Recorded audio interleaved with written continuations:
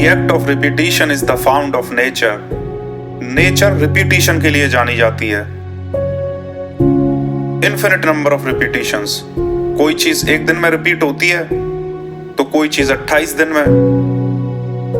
Energy के अंदर भी रिपीटिशंस, मैटर के भी अंदर रिपीटिशंस होते हैं जिनको वाइब्रेशंस बोलते हैं. बेसिकली नेचर में हर चीज रिपीटिशन है. रिपीटिशन मतलब फ्रीक्वेंसी. इनफैक्ट समय को हमेशा रिपीटिशन से ही नापा जाता है. एक दिन, एक साल. तो बेसिकली रिपीटिशंस मींस टाइम. तो सवाल यह है कि क्या समय का इन रिपीटिशंस के बिना कोई एग्जिस्टेंस है?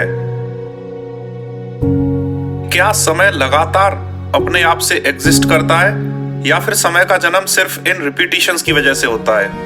That is the fundamental question. यानी समय की वजह से रिपीटिशंस हो रहे हैं या फिर समय रिपीटिशंस की वजह से हो रहा है? यह सबसे बड़ा फिलोसॉफिकल सवाल है.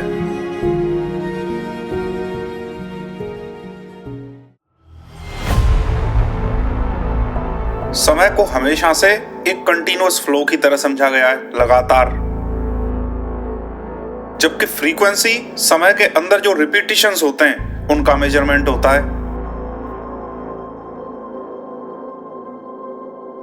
एक सेकंड, एक दिन, एक घंटा, ये समय की फ्रीक्वेंसी हो गए. तो क्योंकि समय को हमेशा फ्रीक्वेंसी से नापा जाता है तो सवाल यह है कि क्या समय इन फ्रीक्वेंसी के अलावा एग्जिस्ट कर सकता है? That is one hell of an implication. एक निर्धारित समय में जितने ज्यादा रिपीटिशंस उतनी ज्यादा फ्रीक्वेंसी, जितने कम रिपीटिशंस उतनी कम frequency.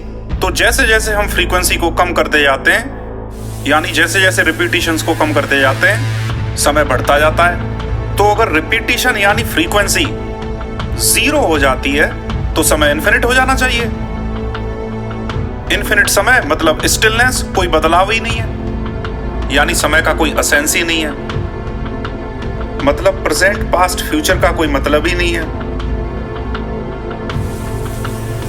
Ancient cultures, Hinduism, Buddhism, Sumerians, Egyptians, ज्यादातर ने समय को साइक्लिक समझा है, जो कि फ्रीक्वेंसी बेस्ड ऑसिलेशंस को मिरर करता है, यानी फ्रीक्वेंसी की फॉर्म में समझा है.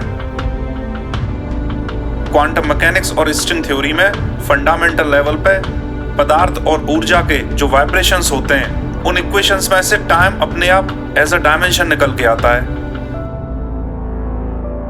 इनफैक्ट हमारा दिमाग भी समय को फ्रीक्वेंसी की फॉर्म में समझता है. फॉर एग्जाम्पल, जब आप कोई इंटेंस काम कर रहे होते हैं तो आपके दिमाग में न्यूरल एक्टिविटी की फ्रीक्वेंसी इतनी ज्यादा तेज हो जाती है कि आपके लिए टाइम लंबा हो जाता है. बच्चों को समय का ज्यादा एहसास होता है. फॉर एग्जाम्पल, क्लास 5 से क्लास 6 तक जाने में आपको जो 1 साल लगा है वो 1 साल बहुत ज्यादा लंबा होगा. जब आप क्लास 11 से क्लास 12 में गए तब वो 1 साल इतना लंबा नहीं होगा.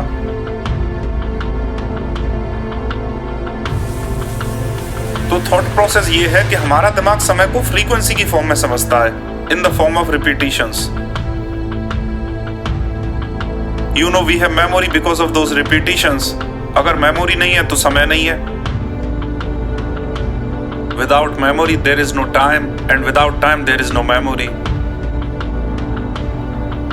Fourier, एक बहुत स्मार्ट फ्रेंच मैथमेटिशियन, उन्होंने पाया कि अगर हम सारे फ्रीक्वेंसीज को आपस में जोड़ देते हैं तो उनका एक कॉम्बिनेशन किसी भी टाइम सिग्नल को बना सकता है.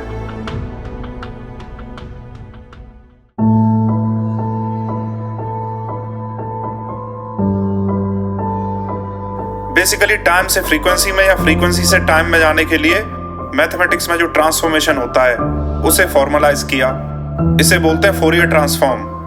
आज की डेट में कोई भी शायद ऐसा इक्विपमेंट नहीं होगा जिसकी फंक्शनैलिटी में वन वे और अदर फोरियर ट्रांसफॉर्मेशन का यूज नहीं हो रहा हो.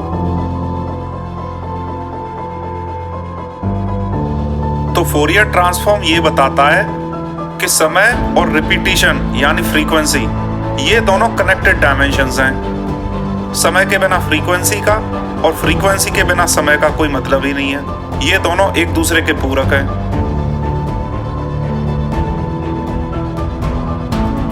तो क्या समय है इसीलिए दिन रात हो रहे हैं, या फिर दिन रात हो रहे हैं इसीलिए समय है? These two statements are equivalent.